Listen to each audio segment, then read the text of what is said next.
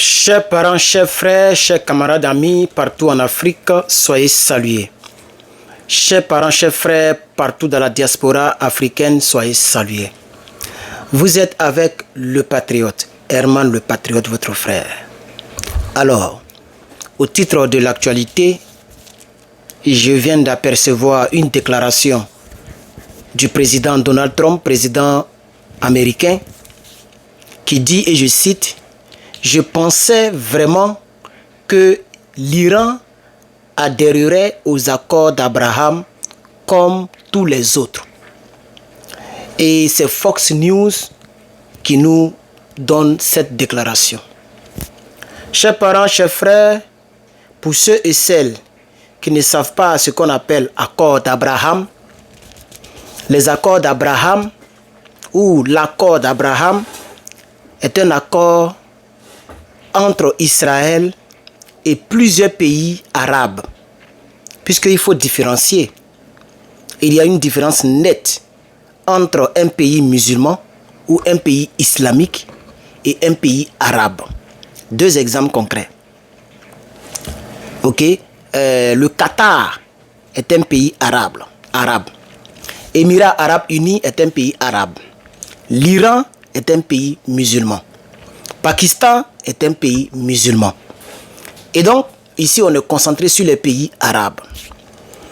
L'Iran est une république islamique, mais de croyance, je vais dire arabophique, arabophobe, je ne sais pas si ça existe, mais l'Iran est considéré en partie comme un pays arabe, mais c'est un pays purement musulman, islamique. D'ailleurs, on appelle ça République islamique de l'Iran. Je voudrais rectifier quelque chose quant à ma dernière vidéo concernant la Russie. J'ai eu à dire République populaire de la Russie. D'ailleurs, plusieurs de mes magnifiques et précieux abonnés m'ont rectifié là-dessus. Non, ce n'est pas populaire comme du côté de la Corée du Nord. En Russie, on dit fédération. Je pense que c'est comme ça. Ok? Fédération de la Russie. Donc, je m'excuse là-dessus. Ceci dit, nous allons poursuivre dans l'information. Alors, nous parlions d'Abraham. Les accords d'Abraham. Ce sont des accords qui ont été mis sur pied par le président Donald Trump. Ok, c'est le président Donald Trump qui dirige cela, si vous voulez, qui préside cela. Et quand le président est venu au pouvoir en 2000, je vais dire, quand il est venu au pouvoir, je crois que c'est tout récemment, il a permis qu'il y ait un accord entre Israël et plusieurs pays arabes. Ok, un accord de paix. Voilà, un accord de paix entre ces pays. Ils ont appelé ça accord d'Abraham. Et donc, c'est de cette déclaration du président Donald Trump qui pensait que l'Iran devrait normalement faire partie des pays qui ont signé un traité de paix entre Israël et les pays arabes. Comme ça, il n'y aura plus de guerre entre les deux pays parce que ça dure. Ce qui se passe entre Israël et Iran, ça ne date pas d'aujourd'hui. Non, mais vraiment pas d'aujourd'hui. Et donc le président Donald Trump est en train de chercher par des voies et moyens pour que la paix soit entre les deux pays. Et donc cette déclaration nous a intéressés en tant qu'infonalistes. C'est pourquoi je suis devant vous. D'ailleurs, je présente encore mes excuses parce que ça fait plus de 24 heures depuis avant-hier que vous ne m'avez pas vu sur vos écrans. Je m'excuse et je m'excuse. C'est pas facile. C'est pas du tout facile. Vraiment, célibataire, vivre dans un pays comme ça là, ce n'est pas facile. Donc je m'excuse. Je ne vais pas donner trop de détails sur ma vie. On va aller, chers camarades, dans les détails. Mais avant, je vous demande humblement, voilà, si c'est possible, par la grâce de Dieu, de partager, de mettre un j'aime.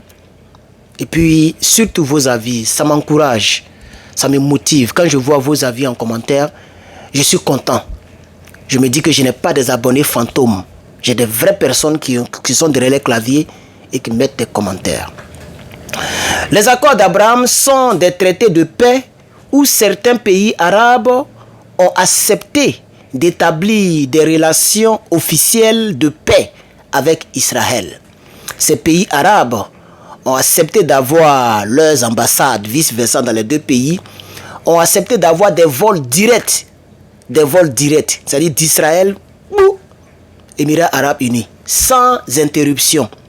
Il faut avoir, comme on appelle, une relation un peu particulière avec un pays pour avoir un vol direct.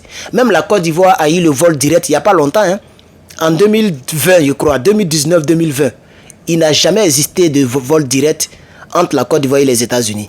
Même moi-même, quand je venais, j'étais obligé de passer par l'Éthiopie. Après Éthiopie, je suis passé par Dublin, c'est pas c'est Irlande, Irlande, je crois. Et de là, Los Angeles. Vous comprenez? Voilà. Mais c'est après qu'il y a eu vol direct. Il peut me tromper, hein, mais quand moi j'ai acheté mon billet, il n'y avait pas de possibilité de vol direct, chers camarades. Et donc, ces pays-là ont possibilité d'avoir vol direct, des ambassadeurs, des coopérations économiques, des relations, plusieurs relations. Je vais vous donner en même temps les pays qu'on a signés, 4 pays arabes très connus. Il y a le Maroc, le Soudan du Sud, le Bahreïn et Émirats Arabes Unis. Tous ces pays ont signé le traité en 2020. Vous comprenez? Voilà. Et donc, il y avait 2 autres pays, la Jordanie et l'Égypte, qui avaient aussi signé ce traité, mais ça date de très longtemps, ça ne s'appelait pas traité d'Abraham. L'Égypte a signé un traité de paix en 1979 avec Israël. Et la Jordanie a signé un traité de paix avec le même pays, Israël, en 1994. C'est pourquoi vous allez voir que les avions de chasse F-35, etc., israéliens, peuvent voler dans ces pays-là. Vous voyez qu'Israël se déplace pour aller frapper en Iran, ce que l'Iran ne peut pas faire. Vous comprenez? Voilà, sinon ils vont abattre ça. Puisqu'il y a un traité de paix entre la Jordanie, les pays qui sont à côté de l'Iran là, et puis Israël. Donc Israël peut passer simplement sans que leur avion ne soit touché. Mais si l'Iran fait pareil, ils vont abattre l'avion. Vous voyez? Et donc, voilà. Quels sont les objectifs très rapidement, puisqu'il y a problème d'Internet en Afrique, il faut aller plus vite, nous sommes à 7 minutes. C'est de faire la paix entre Israël et ces pays arabes là. Puisque ça peut dégénérer à tout moment. Israël est considéré comme un pays chrétien, et j'y crois, puisque le mot Israël, mais maintenant, Israël qui est Israël actuellement, ce n'est pas l'Israël qui est dans la Bible. Plusieurs chrétiens font l'amalgame et les gens m'attaquent parce que les gens savent que je suis de confession religieuse chrétienne. Et ces personnes pensent que je trahis la Bible en parlant mal. Pas parler mal, mais en analysant dans la vérité ce que Netanyahou est en train de faire. Ok? Donc, il y a 2 objectifs. Le premier objectif, c'est de faire la paix. Deuxième objectif, c'est d'éloigner l'Iran, isoler l'Iran. Oui, c'est de l'isoler carrément encore. Oui, cette déclaration de Donald Trump, c'est une déclaration confuse.